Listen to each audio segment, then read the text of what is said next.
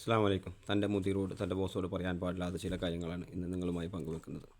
അപ്പോൾ ചില ആളുകൾ വിചാരിക്കും നമ്മൾക്ക് എന്ത് കാണുമ്പോഴും എന്ത് കേൾക്കുമ്പോഴും നമ്മൾ ചിന്തിക്കുന്നത് നമുക്ക് എന്ത് ഗുണം ഇത് കേട്ടാൽ നമുക്ക് എന്താ കിട്ടുക, എന്താ ബെനിഫിറ്റ് എന്ന് പലപ്പോഴും നമ്മൾ ചിന്തിക്കാറുണ്ട്. ഇവിടെ നമുക്ക് കിട്ടുന്ന ബെനിഫിറ്റ് നമ്മുടെ ശമ്പളം വർദ്ധിക്കുമെന്നതാണ്. നമ്മുടെ ശമ്പളം ഇത് കേട്ടാൽ നിങ്ങൾ മനസ്സിലാക്കിയാൽ ശമ്പളം വർദ്ധിക്കാൻ കാരണമാകും. അതുപോലെ നിങ്ങൾക്ക് വാല്യൂ ഉണ്ടാകും. വിലയും നിലയും എന്നൊക്കെ നമ്മൾ പറയാറില്ലേ, അതൊക്കെ നമ്മൾ ക്രിയേറ്റ് ചെയ്യണം. ചില ആളുകൾക്ക് കാണുമ്പോൾ നമ്മൾ അസൂയപ്പെടാറുണ്ട്. അവർക്ക് ഭയങ്കര വിലയെല്ലാം അവിടെ സ്ഥാപനത്തിൽ നമ്മൾ അസൂയപ്പെടുന്നത്. നമ്മളത് ക്രിയേറ്റ് ചെയ്യണം പലപ്പോഴും പല സന്ദർഭങ്ങളിലൂടെ, സാഹചര്യങ്ങളിലൂടെ. അപ്പോൾ ഇവിടെ ഒന്നാമത്തെ പോയിന്റ് നമ്മൾ മനസ്സിലാക്കേണ്ട ഒന്നാമത്തെ പോയിന്റ് അവരോട് പറയാൻ പാടില്ല. അത് ഒന്നാമത്തെ ഒരു കാര്യം വ്യക്തിപരമായ കാര്യങ്ങൾ പങ്കുവെക്കാതിരിക്കുക എന്നതാണ്. ഇപ്പോൾ നമ്മൾ ബെസ്റ്റ് ഫ്രണ്ട് അല്ലാത്ത കൂടെ ജോലി ചെയ്യുന്ന ആളുകളുണ്ട്. നമ്മൾ മുതലാളിയാകാം, മറ്റു കൂടെ ജോലി ചെയ്യുന്ന ആളുകൊണ്ടും ഇത് പറയാൻ പാടില്ല ശരിക്കും. അതായത് വ്യക്തിപരമായ കാര്യങ്ങൾ, ഇപ്പോൾ എൻ്റേതായ കാര്യങ്ങൾ, എൻ്റെ കടം, എൻ്റെ ബുദ്ധിമുട്ടുകൾ, എൻ്റെ പ്രയാസങ്ങൾ, എൻ്റെ അസുഖങ്ങൾ. അതുപോലെ ചില ആളുകൾ വെറുതെ പറയും എനിക്ക് യൂറിക് ആസിഡും കൊളസ്ട്രോളും, uric acid, sugar, pressure, cholesterol, uric acid, പല അസുഖങ്ങളുണ്ട് ഇന്ന്. അപ്പോൾ ചില ആളുകൾ ഇങ്ങനെ കൂടെ ജോലി ചെയ്യുന്നവരോട്, മുതലാളിയോട് ഇങ്ങനെ പറഞ്ഞുകൊണ്ടിരിക്കുക കാര്യങ്ങളെക്കുറിച്ച്, അല്ലെങ്കിൽ അവിടെ വേദന, ഇവിടെ വേദന, ചെറിയ പ്രശ്നങ്ങൾ. നമുക്കറിയാം ഒരു പ്രായത്തിലേക്ക് വരുമ്പോൾ അല്ലെങ്കിൽ ചില സന്ദർഭങ്ങളിൽ മനുഷ്യന് ശാരീരികമായ പ്രയാസങ്ങൾ ഉണ്ടാവും. കൈവേദന, കാലുവേദന മുതലായ പ്രയാസങ്ങൾ ഉണ്ടാവും. അത് ശരിയാവും. അതിന് ഗുളിക കുടിക്കുക, മരുന്ന് കുടിക്കുക.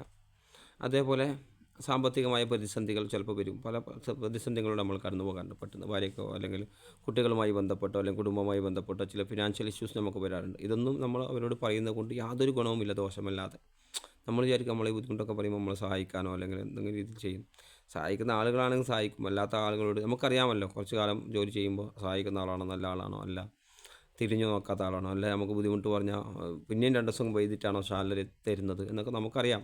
നമ്മൾ മനസ്സിലാക്കി വെച്ചിട്ടുണ്ടല്ലോ. പക്ഷേ നമ്മൾ ചില ആളുകൾ പറയില്ല, ഒന്നും പറയാം. ചില മനസ്സിലാക്കി ഇങ്ങനെ വെക്കും. അതിനനുസരിച്ച് നമ്മൾ പ്രവർത്തിക്കണം. മനസ്സിലാക്കി ഒരാളെ നമ്മൾ ഒരു ഐഡൻറ്റിറ്റി നമ്മൾ കിട്ടിക്കഴിഞ്ഞാൽ അതനുസരിച്ച് വേണം നമുക്ക് അവരോട് പെരുമാറാനും സംസാരിക്കാനും കാര്യങ്ങൾ അവതരിപ്പിക്കാനും ഒക്കെ. ഇനി രണ്ടാമത്തെ വിഷയം, ഇവിടെ പരാതികൾ പറയുന്ന ആളുകളുണ്ട്. ജോലിയുമായി ബന്ധപ്പെട്ട് പരാതികൾ, അല്ലെങ്കിൽ തൻ്റെ കൂടെ ജോലി ചെയ്യുന്ന ആളുകളുമായി ബന്ധപ്പെട്ട് പരാതികൾ. കൂടെ ജോലി ചെയ്യുന്നതിനെക്കുറിച്ച് ചില ആളുകൾ പറയും. ഇപ്പോൾ നമുക്കറിയാം പ്രവാസ ലോകത്ത് പ്രവാസികളധികം എൻ്റെ വീഡിയോ അധികം കാണാറുണ്ട്, ദുബൈയിൽ നിന്നും അതുപോലെ പല രാജ്യങ്ങളിൽ നിന്നും. അപ്പോൾ ഇവിടെ പ്രവാസികളുമായി ബന്ധപ്പെട്ട് കൂടെ ജോലി ചെയ്യാൻ വേണ്ടി പുതിയൊരാൾ വന്നു കഴിഞ്ഞാൽ, നിങ്ങളുടെ അടുത്തേക്ക് പുതിയൊരാൾ വന്നു കഴിഞ്ഞാൽ നിങ്ങൾ എന്ത് ചെയ്യണം? അവരെക്കുറിച്ച് മുതലാളിയോട് കുറ്റം പറഞ്ഞു കൊടുക്കാറില്ല. മറിച്ച് ശരിയാവില്ല, നന്നാവില്ല, എന്ത് ഓനറിയില്ല പണി, അങ്ങനെ പല കമൻറ്റുകൾ നമ്മൾ കേൾക്കാറുണ്ട്. ഓനിക്കൊന്നും അറിയില്ല, ഓനെന്തിനും പൊക്കോണെന്ന്, നാട്ടിലിങ്ങനെ നിൽക്കട്ടില്ല, അങ്ങനെ ഒരു സാഹചര്യത്തിലാണ് നമ്മൾ എത്തിപ്പെട്ടത്. അപ്പോൾ നമ്മളത് മനസ്സിലാക്കുക. അതുപോലെ വന്ന കുട്ടി, പലപ്പോഴും ഞാൻ മുതിർമാരോട് പറയാറുള്ളത്, അല്ലെങ്കിൽ ഞാനുമായി ബന്ധപ്പെട്ട ആളുകളോട് ഞാൻ പറയാറുള്ളത്, ഒരു കുട്ടി ജനിച്ച പോലെയാണ് പുതിയ ആൾ വരുമ്പോൾ. ഒരു കുട്ടി ജനിച്ചാൽ എത്ര കഷ്ടപ്പാടുണ്ട്, എത്ര പാടുപെട്ടിട്ടാണ് അവന് പാടുപെടുന്നുണ്ട്. കുട്ടി പാടുപെടുന്നുണ്ട്. കുട്ടിയെ നോക്കുന്നവരും 2 വിധത്തിൽ നമ്മൾ ചിന്തിക്കുക. കുട്ടിയെ നോക്കുന്ന ആളും പാടുപെടുന്നുണ്ട്. എന്താ, ആദ്യം ഒന്ന് കമിഞ്ഞു പോകും, മുഖത്തേക്ക് തുണി വീണ് പോകും. എത്ര പ്രയാസപ്പെട്ട് നമ്മൾ നോക്കുന്നത്. മുഖത്തൊന്ന് തുണി വീണ് കഴിഞ്ഞാൽ കുട്ടിക്ക് എടുത്ത് മാറ്റാൻ വരെ കഴിയില്ല, അത്ര ചെറിയ കുട്ടിക്ക്. അപ്പോൾ അതുപോലെ ഒന്ന് കമിയാൻ ഒന്ന് സമയമെടുക്കും, ഒന്ന് പെരക്കാൻ. 2 വയസ്സായി നടക്കാത്ത കുട്ടികളുണ്ട്, 2 വയസ്സായി ശരിക്കും നടക്കാത്ത കുട്ടികളുണ്ട്. ഒന്ന് പിടിച്ച് മാത്രം നടക്കുന്നത്. അങ്ങനെ ഒരു കുട്ടിയുമായി ബന്ധപ്പെട്ട് നമ്മൾ ചിന്തിക്കുമ്പോൾ ഒരുപാട് സമയം എടുക്കുന്നില്ലേ. അതേപോലെയാണ് നമ്മളെ സ്ഥാപനത്തേക്ക്, നമ്മളെ ഹോട്ടലാകാം, സൂപ്പർ മാർക്കറ്റാകാം, ഗ്രോസറി ആകാം, ഏതെങ്കിലും ഒരു കമ്പനി ആകാം, ഒരു ഗ്യാരേജ്, എന്തുമായി ബന്ധപ്പെട്ട് നമ്മൾ പ്രവർത്തിക്കുന്ന സ്ഥാപനവുമായി ബന്ധപ്പെട്ട് എന്തുമാകാം. ആ സ്ഥാപനത്തിലേക്ക് ഒരു പുതിയ ആൾ വന്ന് അത്ര സമയമെടുക്കും. ഒരു കുട്ടി ഇവിടെ ഇതുമായി നിങ്ങൾ ചിന്തിക്കുക. അപ്പോൾ അത്ര സമയമെടുക്കും ഒന്ന് ലെവലായി വരാൻ. അപ്പോൾ നമ്മൾ അതിനനുസരിച്ച് വേണം അവനെ കാണാനും. അതുപോലെ ഓരോ ആളുകൾക്കും അവനെ ഇകത്തി, അവനെ ഒരു പുച്ഛിച്ചുകൊണ്ട് സംസാരിച്ച്, ഒരു ഇകത്തി സംസാരിച്ച്, അല്ലെങ്കിൽ അവനെ കളിയാക്കി, അല്ലെങ്കിൽ ആളുകളുടെ മുമ്പിൽ വഷളാക്കി, അങ്ങനെയൊന്നും ചെയ്യരുത്. മറിച്ച് അവനക്കും അവൻ്റേതായ ഒരു ഐഡൻറ്റിറ്റി ഉണ്ട്. ഓരോ മനുഷ്യനും അവൻ്റേതായ പ്രകൃതിയും അവൻ്റേതായ സ്വഭാവവും അവൻ്റേതായ ഐഡൻറ്റിറ്റിയും അവൻ്റേതായ കുടുംബത്തിലും ആൾക്കാരുടെയും വിലയും നിലയും ഒക്കെ ഉള്ള ആളുകളാണ് ഓരോ വ്യക്തികളും. നമുക്കറിയുന്ന വ്യക്തികൾ കുറവെന്ന് മാത്രം.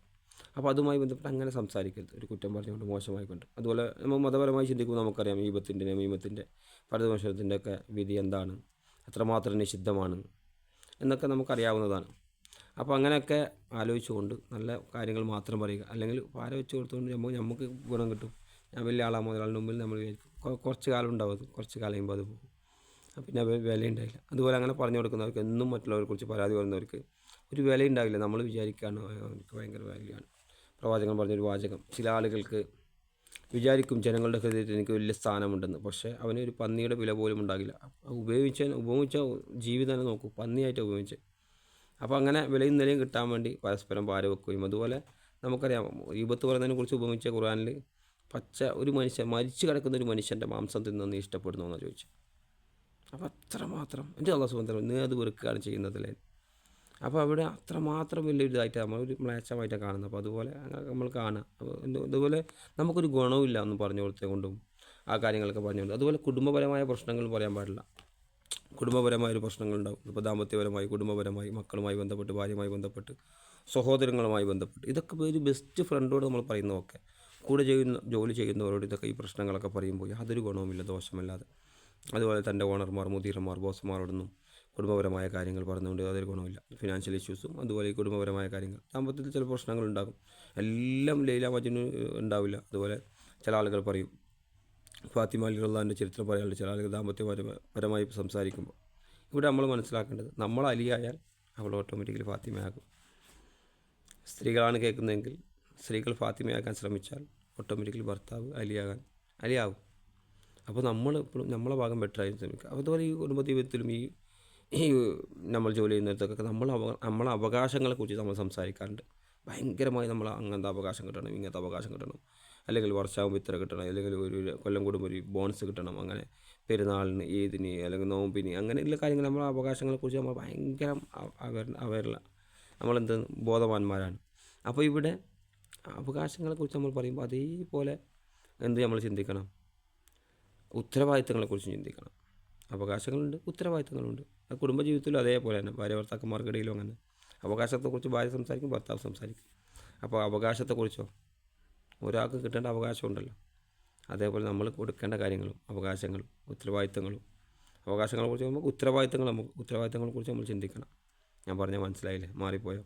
ഉത്തരവാദിത്തം നമുക്കുണ്ട്. ഓരോ കാര്യങ്ങൾ നമ്മൾ കേൾപ്പിക്കപ്പെട്ട കാര്യം. ചില ആളുകൾ കാണാൻ ജോലിയിൽ നേരത്തെ വരും, വലിയ ആളായി നേരത്തെ വരും, പിന്നെ നേരത്തെ പോവുകയും ചെയ്യും.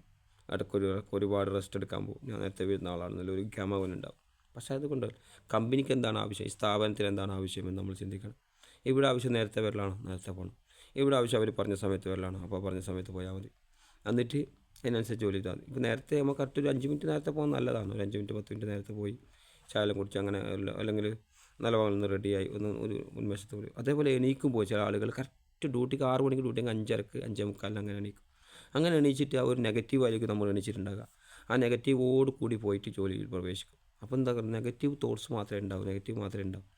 അങ്ങനെയല്ല, മറിച്ച് നേരത്തെ എണീക്കുക, കുറച്ച് വ്യായാമങ്ങളൊക്കെ ചെയ്യുക, ഉഷാറിൽ നിൽക്കുക, നല്ല പ്രഭാഷണമൊക്കെ, നല്ലൊരു വീഡിയോ ഒക്കെ കാണുക, എന്നിട്ട് നമ്മൾ ജോലിക്ക് പോവുക. അപ്പോൾ നമ്മൾ പോസിറ്റീവിലേക്കായി. പിന്നെ ആ പോസിറ്റീവോട് കൂടി ആരാണ് ചിലപ്പോൾ ചില ആളുകൾ കാണുന്നില്ല, എന്നും നെഗറ്റീവായിരിക്കും. കൂടെ ജോലി ചെയ്യുന്നവരോട് ഒരു 6 ആൾ ചുറ്റുമുണ്ടെങ്കില്ല, 6 ആൾ നെഗറ്റീവായി കളയും.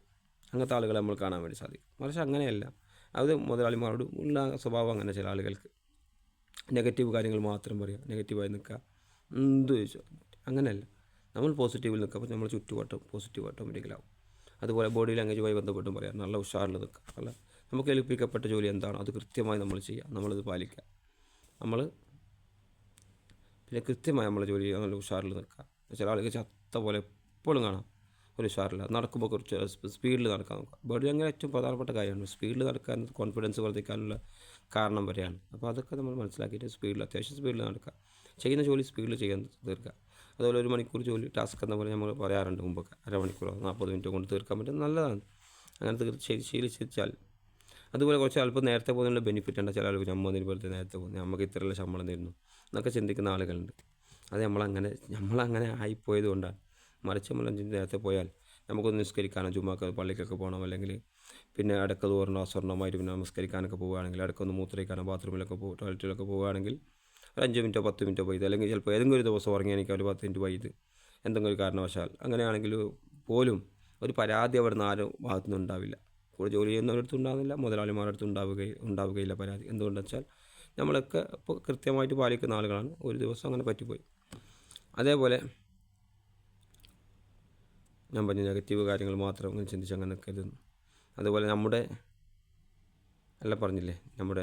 നമ്മുടേതായ ഒരു ഇത് നമ്മൾ വെക്കുക. അതുപോലെ ശമ്പളവുമായി ബന്ധപ്പെട്ട് ശമ്പളവുമായി ബന്ധപ്പെട്ട് ചില ആളുകൾ വിചാരിക്കും എനിക്ക് എപ്പോഴും ഇതേ ശമ്പളമാണ്, ഇപ്പോൾ കൂടുന്നില്ല എന്നൊക്കെ പരാതി പറയുന്ന ആളുകളുണ്ട്. അല്ലെങ്കിൽ എത്ര കൂടിയാൽ നമ്മൾ മനസ്സിലാക്കേണ്ടത്, നമ്മൾ താഴെയുള്ളവരിലേക്ക് നമ്മൾ എപ്പോഴും നോക്കണം. അതേ ശമ്പളം, നമ്മളാങ്കാട്ടി കുറഞ്ഞ ശമ്പളത്തിൽ പണിയെടുക്കുന്ന ഒരുപാട് ആളുകളുണ്ട്. അതുപോലെ ഇപ്പോൾ ഫിനാൻഷ്യലി ഡൗൺ ആയിട്ടാണല്ലേ സ്ഥാപനങ്ങളായും ഹോട്ടലുകളായും പല സ്ഥാപനത്തിലും. അപ്പോൾ ഇവിടെ ഇപ്പോൾ ശമ്പളം കൂട്ടാൻ പറ്റും, ചിലപ്പോൾ അങ്ങനെയല്ല. പക്ഷേ നമ്മൾ നല്ലൊരു ഓപ്പർച്യൂണിറ്റി, നല്ലൊരു അവസരം കിട്ടുന്നുണ്ട്. അപ്പോൾ നമുക്ക് പറയാം, എനിക്ക് നല്ലൊരു അവസരമുണ്ട്, അല്ലെങ്കിൽ ഞാൻ ഇങ്ങനെ മാറുന്നുണ്ട്, ഇത്ര കൊല്ലമായി 5-8 വർഷമായി ഇവിടെ ജോലി ചെയ്യുന്നു, ഞാൻ മാറാൻ തീരുമാനിച്ചിട്ട് മാറണമെന്ന് ആഗ്രഹമുണ്ടെന്നൊക്കെ പറഞ്ഞാൽ ഓട്ടോമാറ്റിക്കലി ചിലപ്പോൾ നല്ല കമ്പനിക്ക് ആവശ്യമാണെങ്കിൽ, സ്ഥാപനത്തിന് ആവശ്യമാണെങ്കിൽ എനിക്ക് 2 പ്രാവശ്യം ഞാൻ പറഞ്ഞു, 2 പ്രാവശ്യം എനിക്ക് ശമ്പളം കൂടി, ഒരിക്കൽ 3000-4000 എന്തോ കൂടി, ഇപ്പോൾ 5,000-6,000 ഒരിക്കൽ, രണ്ടാമത് 5,000-6,000 എന്തോ കൂടി. നാട്ടിലത്തെ കണക്ക് ഇവിടുത്തെ കണക്കായതുകൊണ്ട് നാളത്തെ ഒരു കൃത്യമായിട്ട് ആ സമയത്ത് എത്ര റേറ്റ് ഒന്നും എനിക്ക് ഓർമ്മയില്ല, ബാങ്ക് റേറ്റ്. എന്തായാലും ഒരിക്കൽ 4,000 ഒരു 6,000 കൂടിയിട്ടുണ്ട്. 2 പ്രാവശ്യം പറഞ്ഞു, 2 പ്രാവശ്യം കൂടി. അപ്പോൾ ഇതൊക്കെ അനുഭവത്തിൽ നിന്നാണ് പല കാര്യങ്ങൾ ഞാൻ പറയുന്നത്. അപ്പോൾ അതുപോലെ നമുക്ക് ശമ്പളം കൂടണമെങ്കിൽ ഇത് നമ്മൾ മാറുന്നതിനുമായി ബന്ധപ്പെട്ട് സംസാരിച്ചാൽ മതി. പിന്നെ നമ്മൾ കൂടെ ജോലി ചെയ്യുന്നവരോടോ അല്ലെങ്കിൽ മുതിരോടോ സംസാരിച്ചാൽ ശമ്പളം ഓട്ടോമാറ്റിക്കലി കൂടും.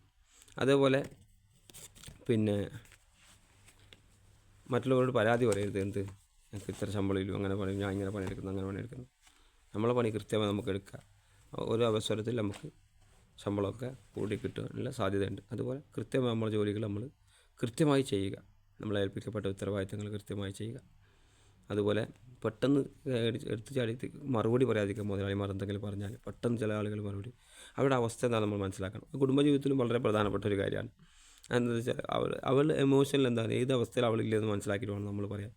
അതേപോലെയാണ് ഇവിടെയും ഈ സ്ഥാപനത്തിലും. അപ്പോൾ ചിലപ്പോൾ അവർ ബിസിനസ് ഒന്നുമില്ല, ബിസിനസ് ഡൗൺ ആയിരിക്കും, ചില കസ്റ്റമർ ഉണ്ടായിട്ടുണ്ടായില്ല, ചിലപ്പോൾ അയാൾക്ക് എന്തെങ്കിലും വലിയൊരു പിന്നെ പൈസ കിട്ടിയിട്ടുണ്ടാവില്ല, വലിയൊരു എമൗണ്ട് മറിഞ്ഞിട്ടുണ്ടാവില്ല, അങ്ങനെ പല പ്രശ്നങ്ങളുണ്ടാവും, സംഭവം കൊടുക്കാൻ ചെയ്യുന്നുണ്ടാവില്ല, അങ്ങനെ പല പ്രശ്നങ്ങളുണ്ടാവും. അപ്പോൾ അവിടെ പോയി നമ്മളെ കാര്യം, നമ്മളെ പരാതിയോ അല്ലെങ്കിൽ എന്തെങ്കിലും ഒന്ന് പറയുമ്പോൾ പെട്ടെന്ന് എടുത്ത് ചാടി, അങ്ങനെയല്ല. ഏത് അവസരം വാട്സപ്പിൽ ഒരു മെസ്സേജ് വന്നാൽ പോലും, മെസ്സഞ്ചറിൽ ഒരു മെസ്സേജ് വന്നാൽ പോലും, ഇൻസ്റ്റാളിൽ ഒരു മെസ്സേജ് വന്നാൽ പോലും, നിന്നെ രൂക്ഷമായി വിമർശിച്ചുകൊണ്ടൊരു മെസ്സേജ് വന്നാൽ പോലും ശക്തമായി അപ്പോൾ തന്നെ മറുപടി പറയുന്നത്, 2-3 മിനിറ്റ് ആലോചിക്കുക, അല്ലെങ്കിൽ നാളെ പറയാമെന്ന് പറയാം, അല്ലെങ്കിൽ പിന്നെ ആലോചിച്ച് പറയാം. അതുപോലെ സ്ഥാപനവുമായി ബന്ധപ്പെട്ട് ചിന്തിക്കുമ്പോൾ ഒരു 3 സെക്കൻഡൊക്കെ തലച്ചോറിന് നമ്മൾ സമയം കൊടുത്താൽ, ബ്രെയിനിൻ്റെ ഒരു 3 സെക്കൻഡ് 4 സെക്കൻഡ് സമയം കൊടുത്താൽ ബ്രെയിൻ തന്നെ ഒന്ന് ആലോചിച്ചിട്ട് മറുപടി പറയും. നമ്മൾ എടുത്ത് ചാടി പറയുമ്പോൾ പെട്ടെന്നായി പോകും. അങ്ങനെ നമ്മൾ ശ്രദ്ധിക്കുക. ഇതൊക്കെ നമുക്ക് വലിയ ഗുണങ്ങൾ, വലിയ ബെനിഫിറ്റുകൾ തരും. ഇതൊക്കെ നമ്മൾ അനുസരിച്ച് മുമ്പോട്ട് പോവുകയാണ്. വലിയ ബെനിഫിറ്റുകൾ, വലിയ ഗുണങ്ങൾ നമുക്ക് ഉണ്ടാകുമെന്നതിൽ യാതൊരു സംശയവുമില്ല.